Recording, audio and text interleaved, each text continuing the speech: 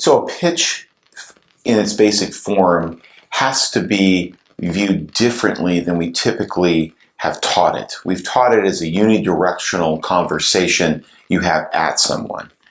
What we're learning with the research projects we've embarked on with companies who have successfully moved their products from market 1 to market 2, whether it be in the US or from one country into the US, it's really more of a dialogue. So the more you can get the person who is listening to engage with you in the pitch process, the more interesting it is.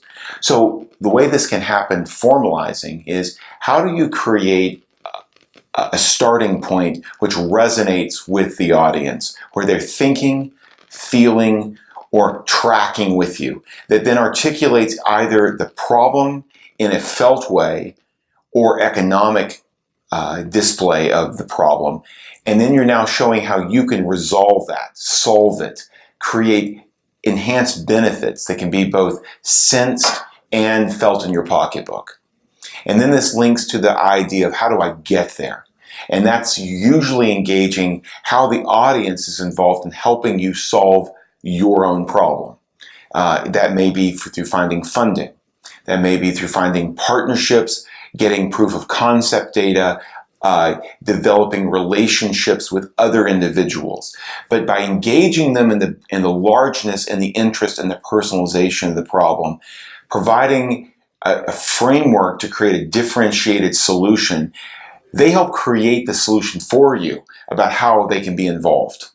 And that helps facilitate the ask for money or for other types of partnerships.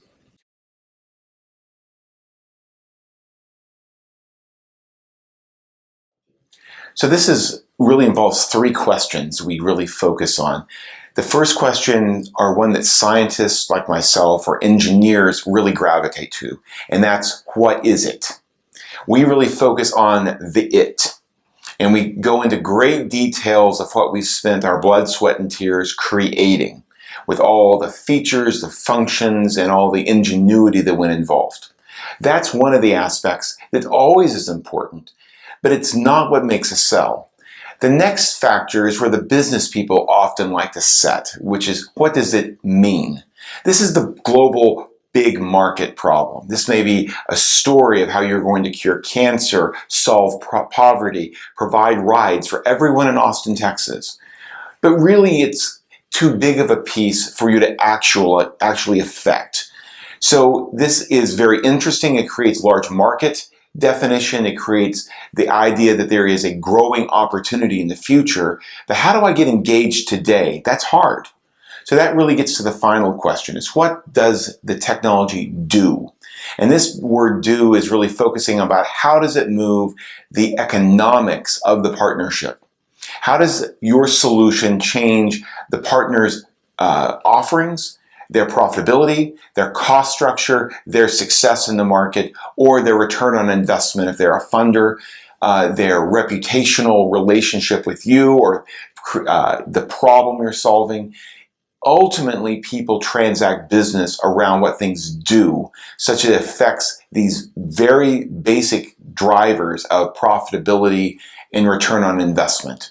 So we really try to have the framing of these with scientists and entrepreneurs to move from what is it, and characterizing what it means, but really helping them quantitate this around what does it do. And this involves linking classical design school methodologies around the human experience, classic marketing strategies around how target market fit with your value proposition works, but also the injection of economic models that help inform the other component. So triangulating these usually leads to a real killer value proposition.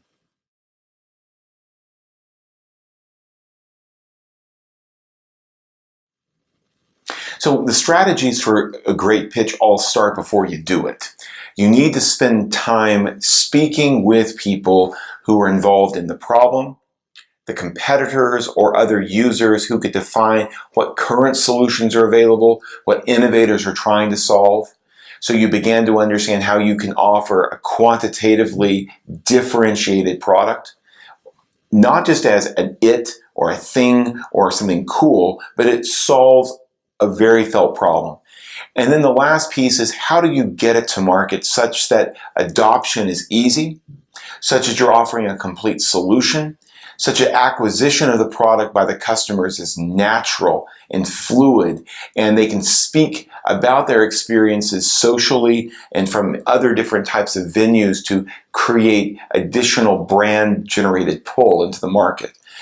All these questions, all these investigations are critical, because this all forms this idea of what is the felt problem, how do I quantitate it, how do I alleviate it with a solution, and then how do I model that economic value, and then how do I get to market?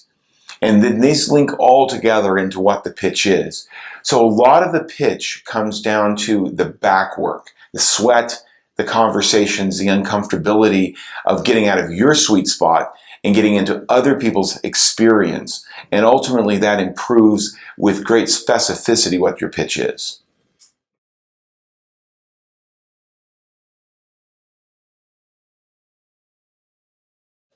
So I think that there are a few things. First of all is avoid talking about your innovation endlessly. If you need to be speaking about it as a solution where the unique characteristics add value to the users rather than just being things and trinkets you work with. I think talking about markets as in billions and thousands and thousands of people make it difficult to see how you're going to execute. How do you reach the first market, and why is it a low-risk proposition? And then I think that having deep facts, rather than speaking in generalities, again, you have experiences, quotes, numbers that come from your actual research and integration, helps you improve credibility and validation of you as the person pitching with regards to your project. This often means you get outside the classical 10 interviews for a product design in an engineering project. It may allow you to interview a range of people who play not just as users, but as conveyors to the users, service providers to the users, marketeers of other products to the users. So it gives you an ecosystem view. And that improves, again, your ability to sell.